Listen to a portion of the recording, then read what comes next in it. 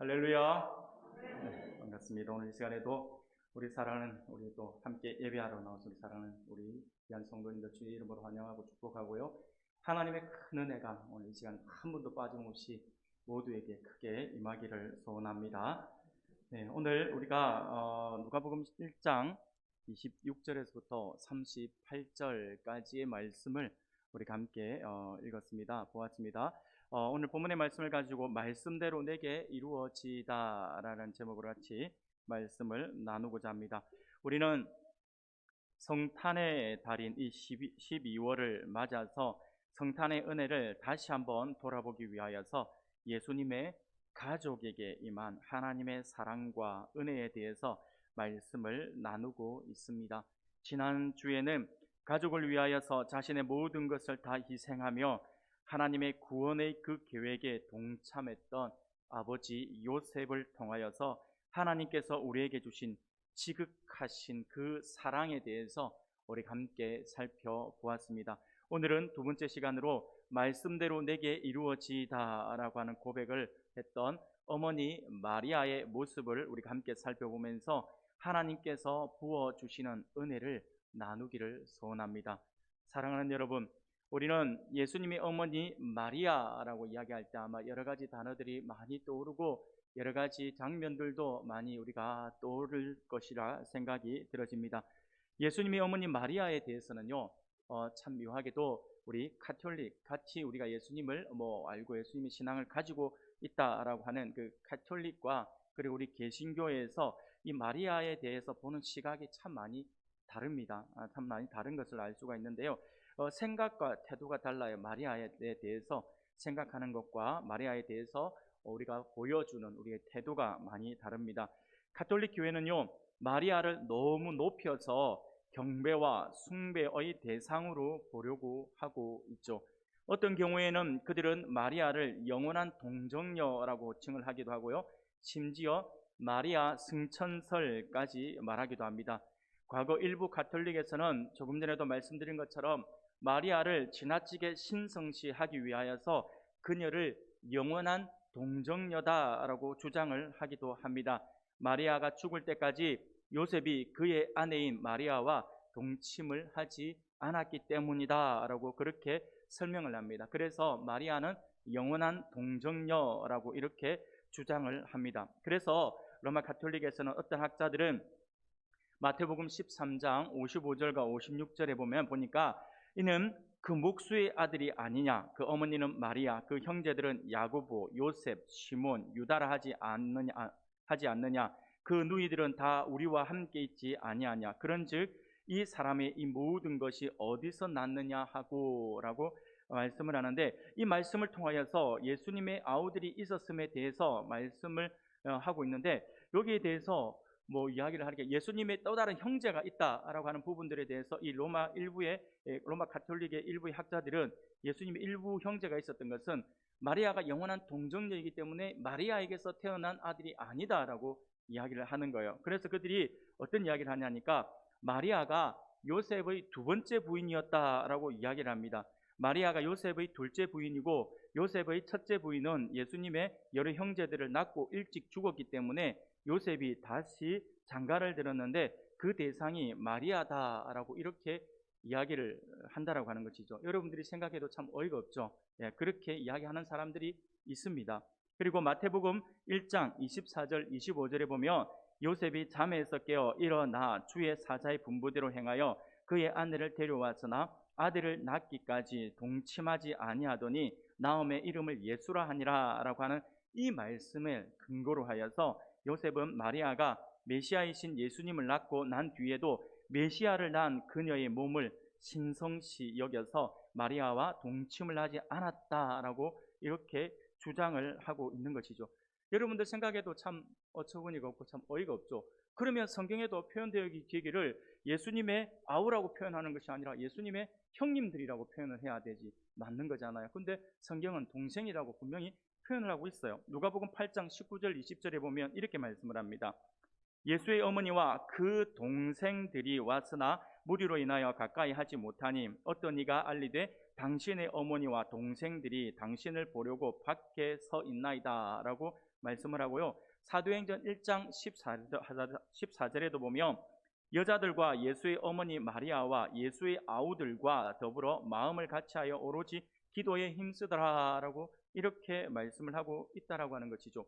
성경에도 분명히 예수님의 동생에 대해서 기록을 하고 있음을 볼 수가 있습니다. 그러므로 요셉이 마리아와 동침을 하지 않았기 때문에 마리아가 영원한 동정녀라고 하는 말은 이미 말이 안 된다라고 하는 것이죠. 그리고 로마 가톨릭에서는 이 마리아에 대해서 영원한 동정녀만 이야기하는 것이 아니라 마리아 승천설을 주장합니다. 마리아가 죽음을 보지 않고 승천을 했다라고 하는 것이죠.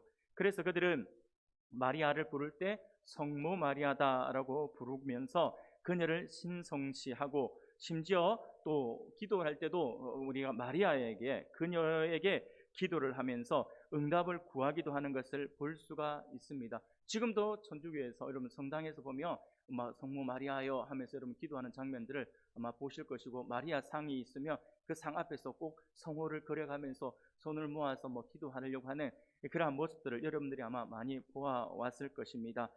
그처럼 근데 이러한 그들의 주장은요 또 너무 좀 비성경적인 터무니없는 주장이다라고 하는 것을 우리가 잘 알고 있습니다. 말이 좀 안 된다라고 할 수 있는 것이죠. 성경은 마리아를 신격화하지 않습니다. 그녀는 영원한 동정녀도 아니고 승천한 것도 아닙니다. 지극히 평범한 여인이었습니다. 평범한 여인으로서 하나님의 택함을 받아 예수님을 낳게 된 것이다 라고 하는 사실들을 우리가 잊어서는 안 됩니다.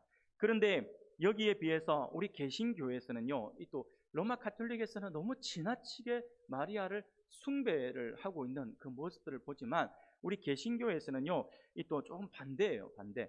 마리아 숭배를 경계한 나머지 오히려 마리아에 대해서 조금은 의도적으로 좀 무관심한 경향이 없지 않아 있는 것 같다라고 하는 것입니다. 그래서 우리가 당시 하나님의 구원 사역을 이루기 위해서 사용을 받았고, 그리고 그래서 마땅히 본받아야 할 우리의 마리아의 어떤 신앙과 그리고 그녀의 결단 그리고 그녀의 헌신, 이 모든 것들을 다 우리가 기억하고 우리가 또 어떤 부분에서 우리가 본받는 부분, 우리의 어떤 모범으로 우리가 삼아야 됨에도 불구하고 우리는 이 또 너무 지나치게 로마 가톨릭에서 이 마리아를 너무 숭배하다 보니까 그것은 아니다라고 해서 이게 좀 낮추는 부분이 있지만 또 너무 그렇게 해서 마리아의 어떤 그 부분들을 또 외면시하고 있는 것은 아닌가라고 생각 들어지기도 합니다. 하지만 오늘 우리는 분명히 기억해야 될 사실이 있습니다. 그것이 무엇이냐니까 바로 마리아는 그 시대에 많고 많은 동정녀 중에 하나님께 특별히 쓰임을 받았던 여인이었다라고 하는 것입니다. 그것도 메시아를 통한 하나님의 구원 계획과 사역에 결정적으로 사용되었던 너무나도 귀한 인물이었다라고 하는 것이죠. 그래서 오늘 이 시간에는 본문의 말씀을 중심으로 하여서 하나님께 귀하게 쓰임받은 이 마리아의 모습을 우리가 함께 살펴보면서 그녀를 통하여 보여주신 하나님의 사랑과 그 은혜를 함께 살펴보면서 우리가 본받아야 할 마리아의 모습이 어떤 모습인지에 대해서 우리가 함께 말씀을 나누고자 합니다. 사랑하는 우리 성도 여러분, 마리아의 우리가 오늘 본문 말씀을 통하여서 우리가 본받아야 될 마리아의 모습이 어떤 모습일까요? 그것은요, 먼저 하나님께서 주시는 은혜의 진정한 의미를 깨달은 마리아의 모습이라고 할 수가 있습니다. 하나님의 은혜, 하나님께서 우리에게 주신 그 은혜에 대한 진정한 의미를 깨달았던 마리아의 그 모습이 오늘 우리가 본받아야 될 모습이라고 하는 것입니다. 본문 말씀을 보니 어느 날 천사가 마리아에게 나타나서 이야기를 합니다. 28절에 보니 은혜를 받은 자여 평안할지어다, 주께서 너와 함께 하시도다 라고 이렇게 말씀을 합니다. 마리아는 여기에 29절에서 그 말을 듣고 놀라 이런 인사가 어찌민가 라고 생각을 했다라고 말씀을 하면서 굉장히 놀라고 있다라고 하는 것을 알 수가 있습니다. 그리고 놀라움과 함께 좀 무서워하고 있다, 두려움 속에 있다라고 하는 것을 우리가 알 수가 있습니다. 이때 천사가 다시 말을 합니다. 30절에 보니까 천사가 이르되 마리아여 무서워하지 말라, 내가 하나님께 은혜를 입었느니라 라고 말씀을 하고 있습니다. 사랑하는 여러분, 천사 가브리엘이 마리아를 향해서 놀라운 선포를 하고 있습니다. 곧 그는 마리아에게 은혜를 받은 자여 평안할지어다 라고 선포를 하고, 또 내가 하나님께 은혜를 입었느니라 라고 이렇게 선포를 하고 있는 것을 보게 됩니다. 사랑하는 여러분, 어떻습니까? 이 말씀만 볼 때 얼마나 이게 굉장히 큰 은혜가 되고 너무나도 큰 은혜가 되는 그러한 말씀이지 않습니까?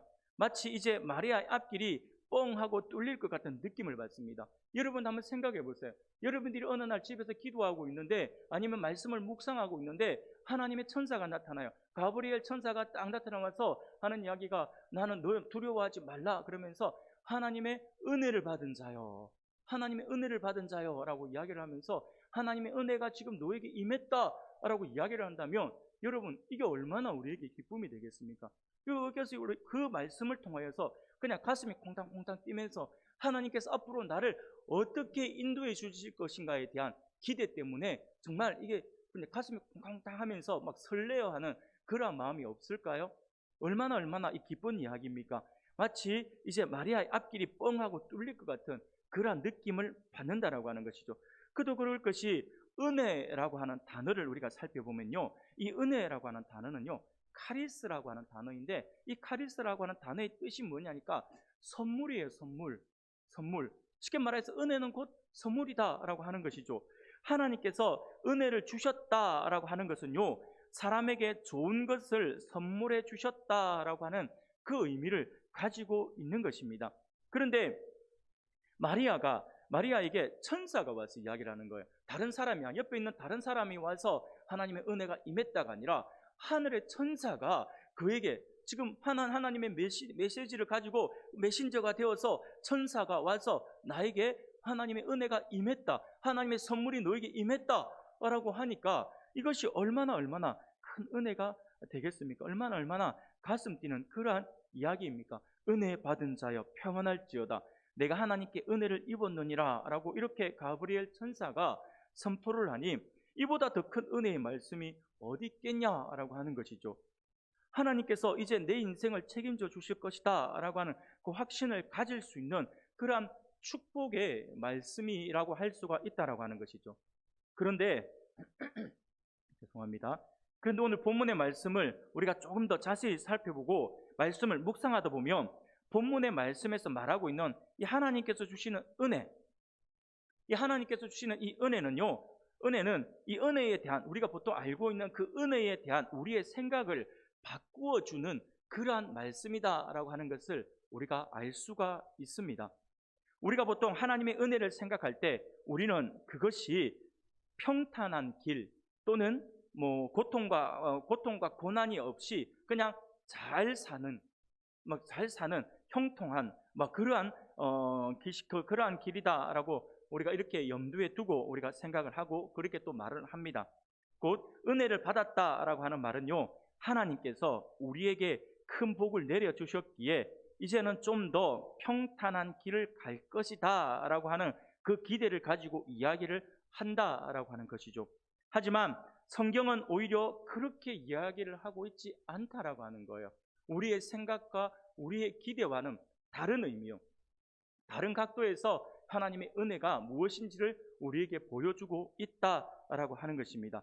성경을 통하여서 우리의 믿음의 선배들을 우리가 살펴보면요, 하나님의 은혜를 받은 사람들이라 칭할 때 그 사람의 지금 형편이 결코 형통하거나 평탄한 길을 걷고 있는 사람들은 드물다라고 하는 것을 우리가 보게 됩니다. 오히려 고통 중에 있었던지 아니면 현실 속에서 소망이 없는 그러한 사람일 때가 더 많이 있습니다. 아주 대표적인 사람을 든다면 아마 요셉을 들 수가 있을 것입니다. 성경을 보면요, 요셉에게 이렇게 이야기를 합니다. 창세기 39장 2절에서부터 4절까지의 말씀을 보니 요셉에 대해서 이렇게 이야기를 해요. 여호와께서 요셉과 함께 하심으로 그가 형통한 자가 되어 그의 주인 애굽 사람의 집에 있으니 그의 주인이 여호와께서 그와 함께 하심을 보며 또 여호와께서 그의 범사에 형통하게 하심을 보았더라. 요셉이 그의 주인에게 은혜를 입어 섬김에 그가 요셉을 가정 총무로 삼고 자기의 소유를 다 그의 손에 위탁하니라고 말씀을 합니다.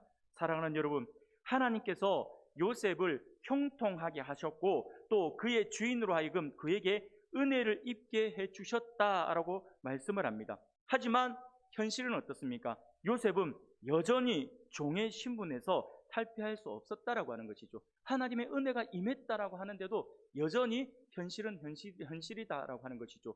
여전히 종의 신분에 그대로 머물러 있었다라고 하는 것입니다. 그리고 창세기 39장 20절부터 23절에도 보면 이렇게 계속해서 이어서 요셉에게 이렇게 이야기를 합니다. 이에 요셉의 주인이 그를 잡아 옥에 가두니 그 옥은 왕의 죄수를 가두는 곳이었더라. 요셉이 옥에 갇혔으나 여호와께서 요셉과 함께 하시고 그에게 인자를 더하사 간수장에게 은혜를 받게 하시며 간수장이 옥중 죄수를 다 요셉의 손에 맡김으로 그 재반 사물을 요셉이 처리하고 간수장은 그의 손에 맡긴 것을 무엇이든지 살펴보지 아니하였으니 이는 여호와께서 요셉과 함께 하심이라. 여호와께서 그를 범사에 형통하게 하셨더라라고 말씀을 합니다. 역시 하나님께서 요셉에게 형통하게 해주셨다라고 말씀을 하고요. 그로 하여금 간수장에게 은혜를 받게 했다라고 하는 것이죠. 그러나 그렇게 은혜를 받았지만 여전히 현실은 요셉은 죄수의 신분 그대로 있었다라고 하는 것입니다. 사랑하는 성도 여러분, 오늘 본문에서 마리아도 마찬가지입니다. 가브리엘 천사가 뜬금없이 마리아에게 나타나서 하는 말이 은혜를 받은 자여라고 말을 합니다. 천사가 마리아에게 은혜를 받은 자라고 말을 한 것은 그녀가 곧 그리스도의 모친으로 하나님께 선택을 입은 것을 의미하는 것이죠. 그것을 우리는 잘 알고 있습니다. 그렇기 때문에 이것보다 더 큰 영광은 분명 없을 것입니다. 그러니 우리가 하나님의 이후의 말씀과 사건을 알고 있는 입장에서 볼 때 마리아는 분명 하나님께 엄청난 은혜를 받은 여인이 맞습니다. 하지만 하나님의 은혜를 받은 자로서 마리아의 현실과 이후에 일어나는 여러 가지 사건들을 어떻게 보면요, 마리아 자신에게는 전혀 은혜가 되지 않는 말씀이에요. 왜 그렇습니까? 은혜 받은 자라고 부르고 난 이후의 말씀들은요, 곧 하늘이 무너지는 사건과도 같은 것이기 때문에 그렇습니다. 곧 은혜를 받은 자여라고 불러놓고는 뜬금없이 남자를 전혀 알지 못하는 자신에게 아들을 낳을 것이다 라고 이렇게 말을 하고 있다라고 하는 것이죠. 사랑하는 여러분, 이것은 현실적으로 은혜일 수가 없어요. 그 상황으로 보면, 그 시대 속 상황을 살펴보면 마리아에게 임한 하나님의 은혜가 임했다라고 했을 때 그 임한 은혜는 오늘 우리가 성경의 말씀을 통해서 모든 어떤 뒤에 이어지는 사건들을 다 알고 있는 우리 입장에서는 은혜가 분명 맞습니다. 근데 그 현실 속에서 가브리엘 천사를 만났을 때 만난 이 마리아의 입장에서는 이게 무슨 은혜가 될 수 있냐라고 하는 것이죠. 은혜가 될 수가 없어요. 현실적으로는 은혜일 수가 없습니다. 왜냐하면요, 앞으로 닥칠 놀라운 많은 일들과 부정하다라고 하는 사람들의 시선을 그가 받아야 되거든요. 그러니까 남편 약혼자의 어떤 결혼을 하지 않은 여자가 아이를 가졌으면 이것은 고운 시선으로 보지 않는다라고 하는 것이죠. 그렇기 때문에 절대로 사람들로부터 부정하다라고 하는 그 시선을 피할 수가 없습니다. 그것을 생각해 본다면 절대로 그것은 마리아 입장에서 평탄한 길이 아닌 고난의 길이라고 하는 것을 우리가 쉽게 짐작할 수가 있습니다. 그녀는 메시아를 잉태함으로써 다른 사람들이 겪지 않아도 될 엄청난 고통을 겪어야 했습니다. 당시 정혼한 여자가 정혼한 남자와의 관계도 갖지 않은 상태에서 아이를 가졌다라고 하는 것은요, 어떤 죄에 포함되냐? 그냥 간음죄예요, 간음죄. 당시의 간음죄는 어떻습니까? 그냥 들키면, 어차피 아이를 가졌으니까 이제 안 들킬 수는 없잖아요. 드러나잖아요. 그런데 그에 대한 대가는요, 그냥 돌에 맞아 죽는 거예요. 돌에 맞아 죽는 사형을 받아야 될 그러한 일이었습니다. 그리고 이후 마리아는 그리스도께서 장성하신 후에 예수님이 장성하시고 난 뒤에 예수님을 가정에서 떠나 보내야 되는 그러한 아픔을 가졌고요. 자신의 아들이 십자가에서 자신이 보는 눈앞에서 가장 가혹하고 고통스럽게 죽어가는 것을 지켜보아야 했다라고 하는 것이죠. 이 마리아의 입장에서는 앞으로 닥칠 그 모든 일들이 형통하지가 않아요. 너무나도 힘들고 어려운 일들만 지금 대기하고 있는 거예요. 너무나도 얼마나 가슴 아픈 일입니까? 얼마나 가슴 아파요. 여러분들, 그렇죠? 이게 자녀가 먼저 죽으면 부모의 가슴에 묻는다라고 이야기를 하잖아요. 이게 자녀를 앞세우는 그 자체도 너무너무나도 가슴 아픈 일인데, 근데 그 자녀가 인간이 당할 수 있는 가장 극한 고통을 당하는 그 장면을 내가 직접 내 눈으로 보고, 그렇게 죽어가는 아들의 모습을 내가 밑에서 아무것도 하지 못하고 그냥 눈물 흘리면서 보고 있어야 될 그 엄마의 심정 어떨까요? 이게 마리아에게 있어서는 이것이 은혜라고 말하기에는 너무나도 좀 미안할 정도로 은혜라고 하기에는 좀 부담스럽게 다가올 수가 있다라고 하는 것이죠. 마리아에게 임한 이 은혜는요, 어떻게 보면 고난의 시작이다라고 할 수가 있습니다. 하지만 그럼에도 불구하고 마리아는 오늘 본문 38절에서 이렇게 이야기를 하죠. 마리아가 이르되 주의 여종이오니 말씀대로 내게 이루어지이다 하며 천사가 떠나가니라 라고 말씀을 합니다. 사랑하는 성도 여러분, 이러한 마리아의 모습을 볼 때 오늘 본문을 통해서 천사가 마리아에게 한 은혜 받은 자여라고 하는 이 표현은 우리로 하여금 일반적으로 우리가 생각하고 있는 은혜의 의미를 벗어나서 하나님께서 주시는 은혜의 진정한 의미가 무엇인지를 돌아볼 수 있게 만드는 그러한 말씀이라고 할 수가 있습니다. 그러면 그것이 무엇일까요? 하나님께서 우리 성도들에게 주시는 은혜의 진정한 의미, 그것이 무엇일까요? 그것은 바로 그리스도의 고난에 동참하는 것이에요. 은혜하고는 전혀 다른 듯하지 느껴지죠. 은혜하고는 전혀 다르게 느껴지는 것 같은데, 진짜 은혜의 의미가 바로 무엇이냐니까 그리스도의 고난에 동참하는 것이라고 할 수가 있습니다. 하나님께서 우리에게 주시는 은혜의 진정한 의미는요, 이제 우리가 주님의 사역에 동참하여 그리스도의 고난에 함께 참여하는 삶으로 나아가는 그 힘을 부여받는 그러한 복이다라고 하는 것을 우리가 알 수가 있습니다. 하나님께서 나로 하여금 주님과 그 나라를 위하여 희생하게끔 해주시는 것이 하나님께서 우리에게 주시는 참된 은혜의 의미다라고 하는 것이죠. 그러므로 그리스도의 고난에 동참하는 그 은혜가 우리에게 복된 것은요, 우리가 주의 고난에 동참하는 것이 곧 주의 영광에도 동참하는 것을 의미하기 때문에 그렇습니다. 우리가 하나님의 은혜를 받았을 때 그 은혜가 그리스도의 고난에 동참하는 것이다라고 이야기를 하며 단순하게 고통스러운 그것만이 아니라 우리가 그 고난에도 불구하고 우리가 피해서 도망가는 것이 아니라 그 고난을 앞에서 우리가 이겨낼 수 있는 그 힘을 부여받는 그것이 우리에게 은혜라고 했는데, 그렇게 해서 그 고난을 이겨낼 때 우리가 그리스도의 고난과 함께 그리스도의 영광에도 함께 동참하게 된다라고 하는 것이죠.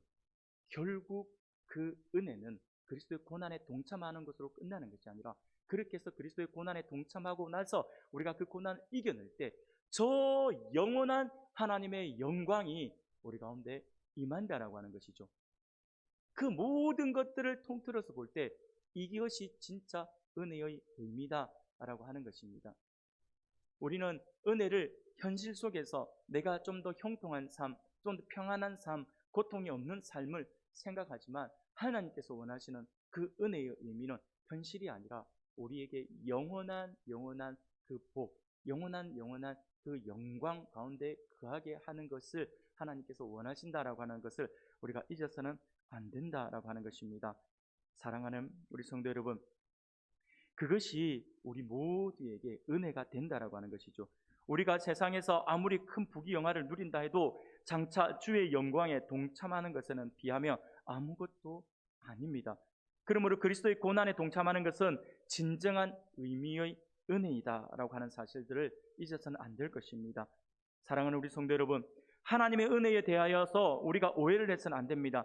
하나님의 은혜를 받는다라고 하는 것이 나의 사업이 잘 되도록 해주시고 건강을 주시고 물질의 복을 주시고 세상의 권세와 명예를 주시고 그렇게 영예를 얻어서 우리가 평탄한 길을 보장받는 것이다 라고 생각을 해서는 안 된다라고 하는 것입니다. 이것은 곧 이제 내가 그리스도의 고난에 동참하는 삶을 살기 위한 능력을 받는 것, 그것이 은혜이다라고 하는 사실들을 우리가 기억해야 한다라고 하는 것이죠. 은혜의 진짜 의미입니다. 그러므로 우리는 이제 우리는 하나님의 은혜를 받은 자로서 세상 속에서 그리스도의 사랑을 심으며 살아가는 그러한 삶을 살아야 할 것입니다. 이것은 곧 내가 조금 손해볼 수 있는 마음을 품는 것이고, 내가 희생하여 다른 사람을 세울 수 있는 마음을 품는 것이고, 내가 더 수고하여 더 많은 사람을 섬김으로 그리스도의 본을 보이고자 노력하는 그 힘을 얻는 것이 곧 하나님의 은혜를 받은 자의 모습이다라고 하는 것이죠. 바로 삶으로 그리스도인의 삶을 증명하며 보여주는 것, 이것이 곧 하나님의 은혜 받은 자의 모습이다라고 하는 사실들을 반드시 기억할 수 있기를 바랍니다. 하지만 우리는 오늘날 하나님의 은혜를 마치 내가 이 땅에서 잘 먹고 잘 살기 위한 하나의 도구로만 생각하는 경향이 너무도 많이 있습니다. 이것은 진정한 은혜의 의미를 알지 못하는 사람들의 모습이라고 할 수가 있습니다. 사도 바울은 이렇게 이야기를 합니다. 고린도후서 6장 1절에 이렇게 말씀을 해요. 우리가 하나님과 함께 일하는 자로서 너희를 권하노니 하나님의 은혜를 헛되이 받지 말라라고 말씀을 합니다. 곧 하나님의 은혜 받은 자로서 거기에 합당한 삶을 살아야 하는데, 그렇지 못하고 오히려 하나님의 지극하신 사랑과 은혜를 가치 없는 것으로 떨어뜨려서는 안 된다라고 하는 것입니다. 그러면서 바울은 고린도후서 6장 3절 이후에 그렇게 하나님의 은혜를 받은 자로서 자신이 어떠한 삶을 살았는지 구구절절히 외치고 있습니다. 제가 바울이 외치고 있는 그 말씀을 제가 읽어드리겠습니다.